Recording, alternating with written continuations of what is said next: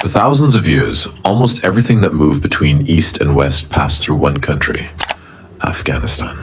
A vast mountainous crossroads at the heart of Asia, where the Hindu Kush, the Pamir ranges, and the great deserts meet. Long ago, countless branches of the Silk Road crossed these valleys and high passes. Through them marched the armies of Alexander the Great. Caravans carried silk, lapis lazuli, spices, and ideas. Pilgrims, merchants, and entire empires followed the same routes. Every era left its mark. Cities built upon older cities, temples raised upon earlier sanctuaries, treasures sealed beneath the earth for a very long time. Reaching many of these places was extremely difficult. That isolation is one reason the wider world still knows surprisingly little about them, far less than they deserve. In this film, we travel into regions where few outsiders set foot, exploring 11 secrets and mysteries of Afghanistan that remain largely unknown. We begin with a city that, in ancient times, was simply called the Mother of Cities. Number 1. Balkh. The Mother of Cities in northern Afghanistan. Not far from modern Mazar-e-Sharif lie the ruins of Balkh, the ancient Bactria, one of the oldest continuously inhabited places in the world. Arab geographers called it al-Bilad, the Mother of Cities, in recognition of its extraordinary antiquity. The first settlers are believed to have arrived here around 4,000 years ago, and the site is closely linked with the earliest traditions of Zoroastrianism. According to long-standing accounts, it was in or near Balkh that Zarathustra was born and first preached. Somewhere in this region, one of the earliest fire temples is said to have stood. Bactria later became the capital of the large and prosperous region of Bactria. Alexander the Great paused here during his campaigns and married Roxana, the daughter of a local ruler.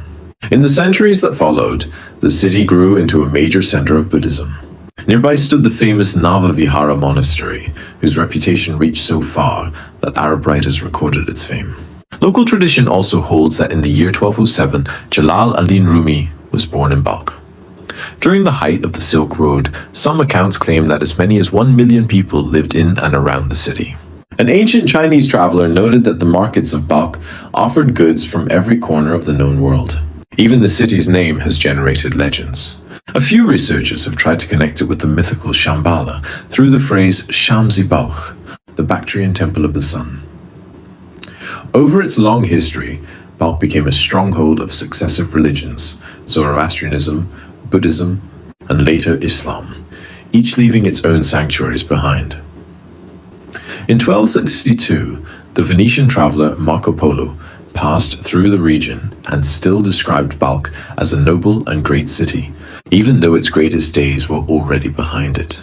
Historians continue to debate the exact age of the settlement.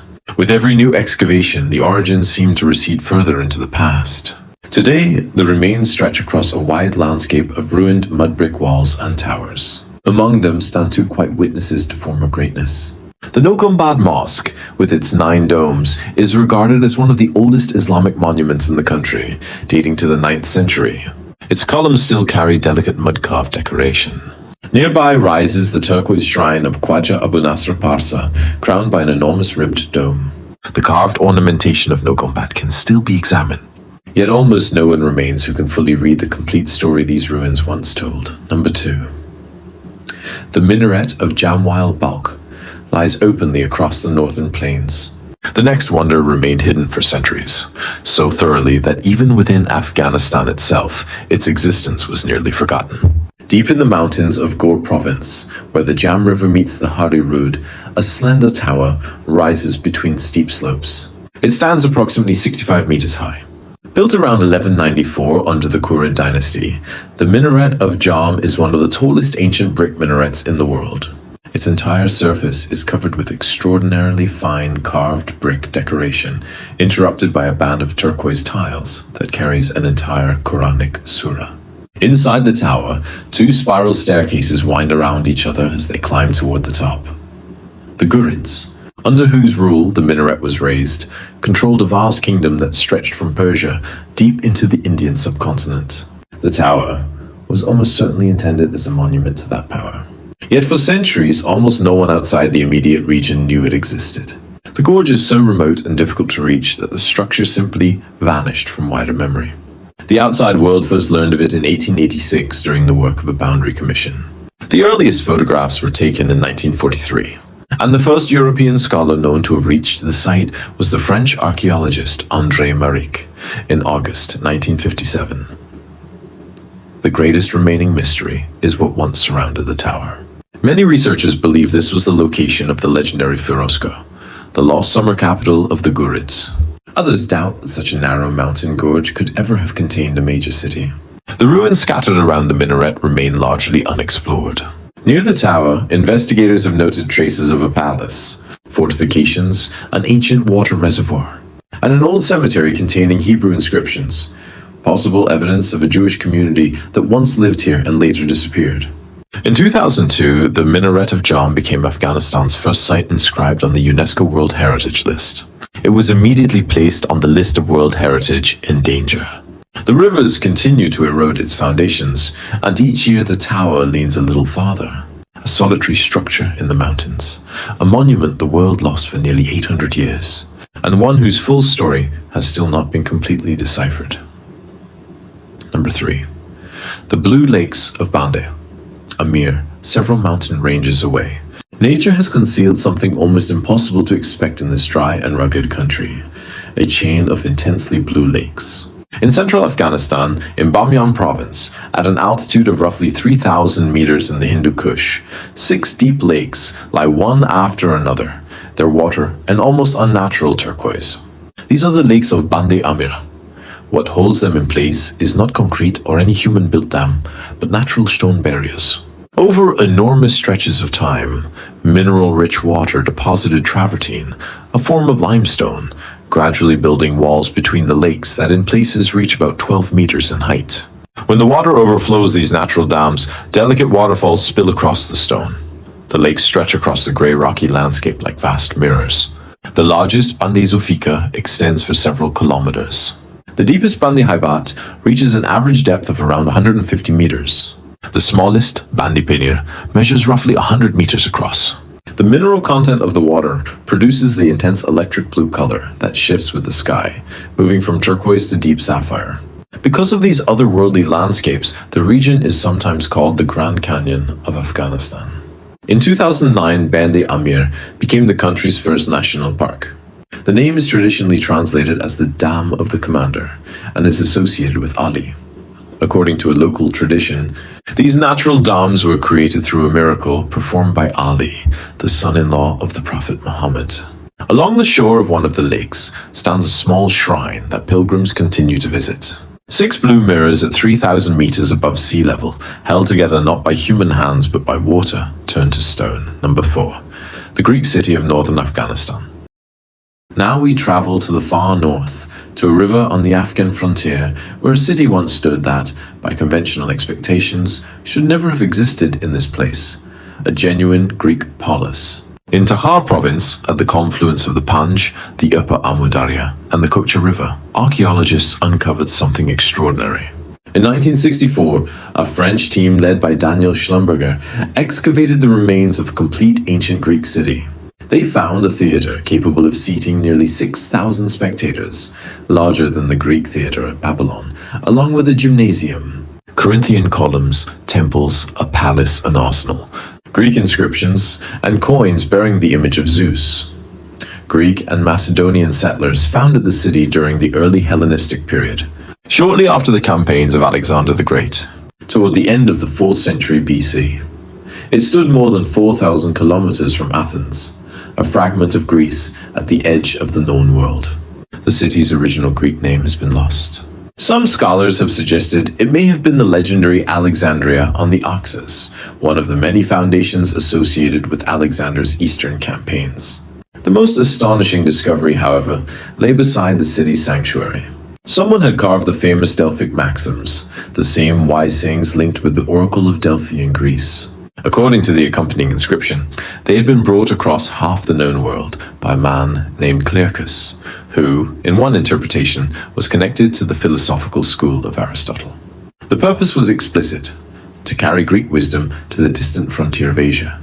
The material culture of the city reveals an extraordinary mixture of Greek, Near Eastern, and Indian influences.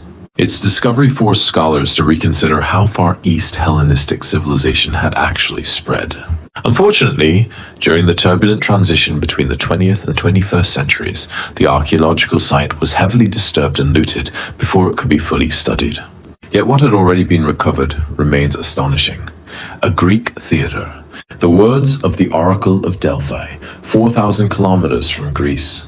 Beside an Asian river, number 5, Mazar-e-Sharif and the Blue Mosque, we return to the north, to a city that grew around a single powerful legend and remains famous for a living phenomenon that seems almost impossible. Mazar-e-Sharif, noble shrine.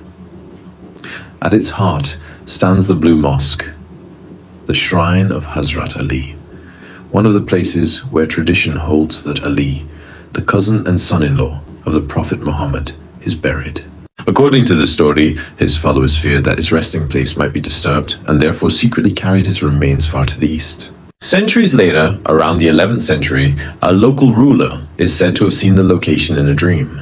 Under Sultan Sanjar, the first shrine was then constructed on the hill. The magnificent complex visible today, covered in blue tiles, was built in 1481 by the Timurid Sultan Hussein Bey Kara. Around the mosque, a city gradually developed and eventually took over the regional role once played by neighboring Balkh, which by then had fallen into decline. Only Muslims are permitted to enter certain areas beneath the mosque's domes. Yet anyone may walk barefoot across the grey marble courtyard among the pigeons. And that brings us to the true wonder of Mazar. The shrine is alive and it has wings. Tens of thousands of snow-white pigeons live around the complex, and they are famously pure white. According to local belief, the site is so sacred that if a grey or dark pigeon joins the flock, within 40 days it will turn white as snow. Residents claim that pigeons whiter than those found here cannot be seen anywhere else in the world. Every spring, during the festival of Nowruz, a huge ceremonial banner is raised in the courtyard of the shrine, and thousands of people from across the country gather at the Blue Mosque. Thousands of white birds against blue tiles, and a living belief that here even a grey pigeon can become white within 40 days. Number 6. Mes Aynak, the city above Kopernak. Far from Kabul lies a completely different secret. An entire ancient city sits directly above the very resource that may now destroy it. About 40 kilometers southeast of the capital, in Logar province, on the slope of a mountain roughly 2,000 meters above sea level, stretches Mes Aynak. The name means little source of copper in Pashto. Between the 1st and 7th centuries AD, it was a prosperous settlement and an important station on the Silk Road.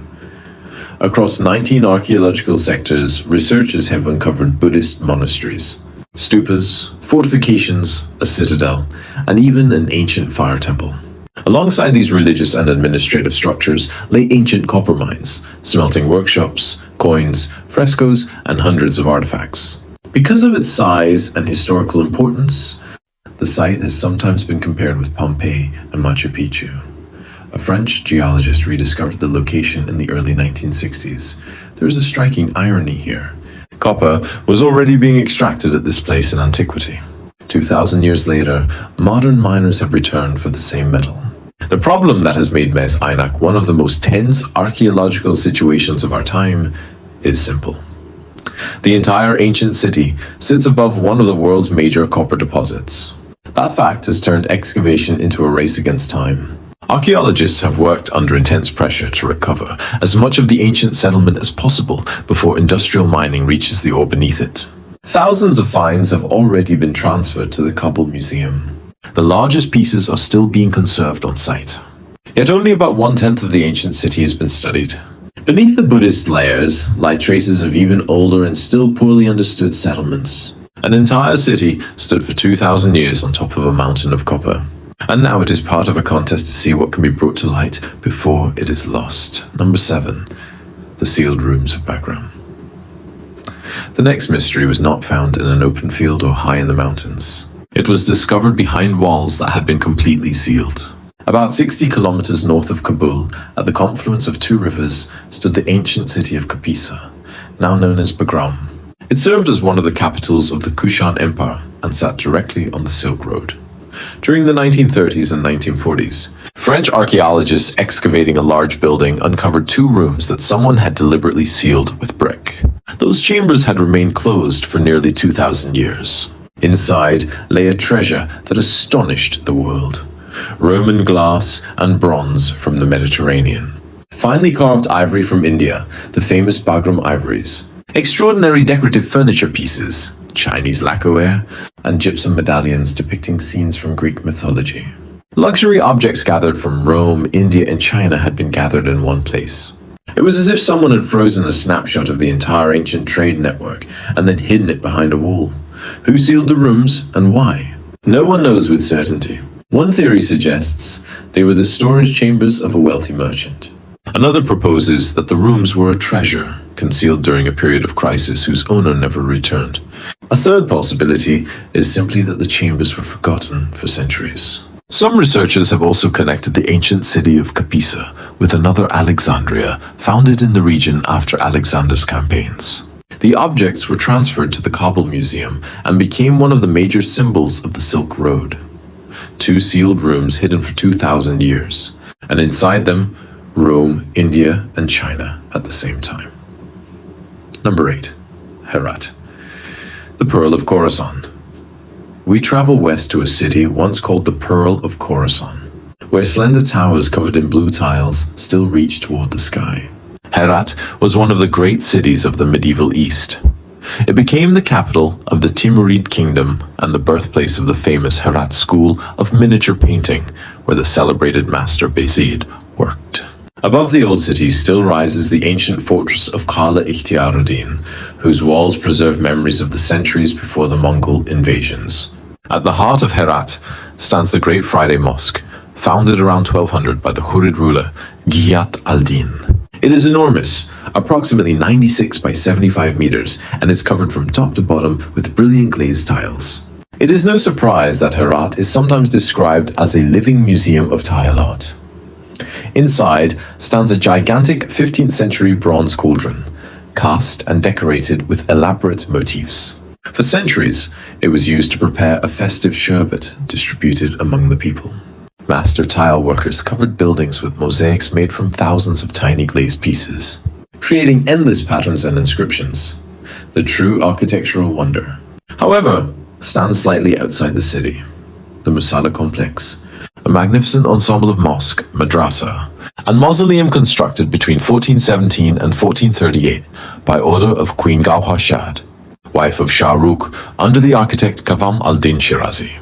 At one time, the complex was surrounded by numerous tall minarets. Time, earthquakes, and centuries of decay did their work.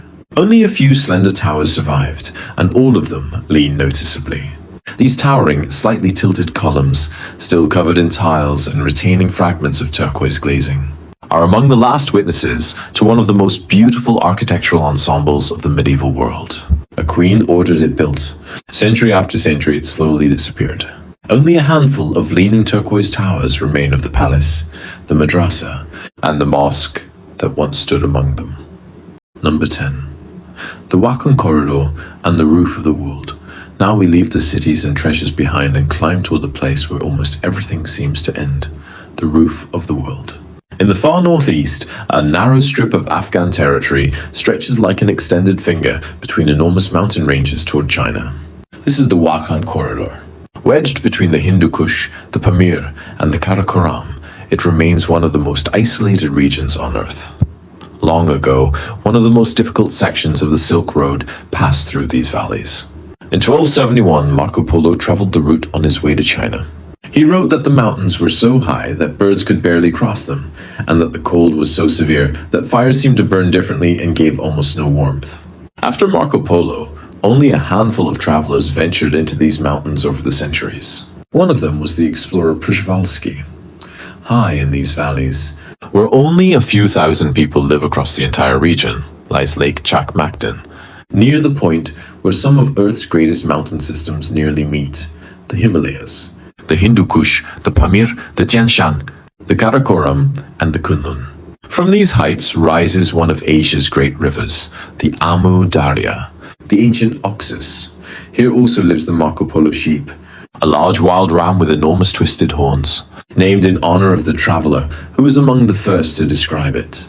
In the mountains of neighboring Badakhshan, near the corridor itself, lies another ancient wonder, the Sarisang mines, where lapis lazuli has been extracted for thousands of years. For a very long time, this was almost the only place on Earth from which the deep blue stone reached the ancient world. The same lapis lazuli was used in the decoration of the gold mask of Tutankhamun in distant Egypt.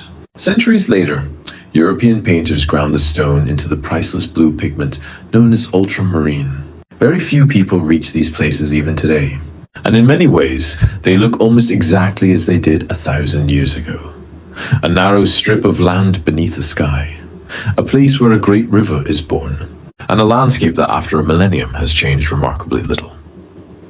Number 11.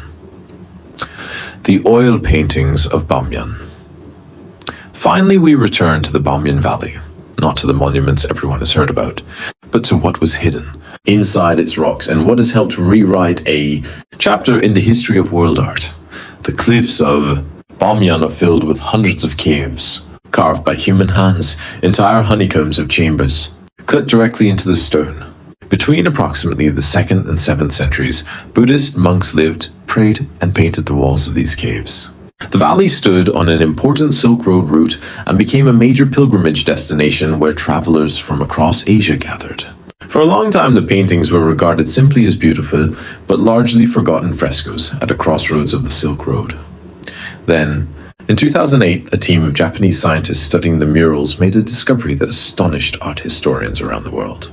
Paintings on some of the walls, dating to the 6th century, were found to contain oil paint. That meant researchers were looking at some of the earliest known oil paintings on Earth.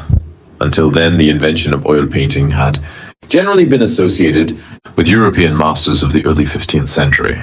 The Bamiyan paintings pushed that date roughly 600 years further into the past and relocated the story to the mountains of Afghanistan. The monks painted directly onto the stone using vegetable oils and resins, then covered their work with a thick layer of transparent varnish. One reason these fragile fragments may have survived. Stylistically, the paintings echo the rock-cut monasteries of Xinjiang in China, once again demonstrating how active cultural exchange was along this corridor between East and West. In 2003, the Bamiyan Valley, with its labyrinth of painted caves, was inscribed on the UNESCO World Heritage List. Inside dark caves at the heart of Afghanistan, some of the earliest known oil paintings in the world were waiting. Paintings roughly 6 centuries older than scholars once believed possible. In truth, Afghanistan is one of the oldest and most complex crossroads on the planet. Beneath its dry plateaus and high valleys lie Greek theaters, intensely blue lakes, sealed treasures from 3 continents, and paintings older than the history of art we once accepted. Every corner of the country holds a mystery, and most of those mysteries have yet to be fully understood. Thank you for watching. Have a wonderful day.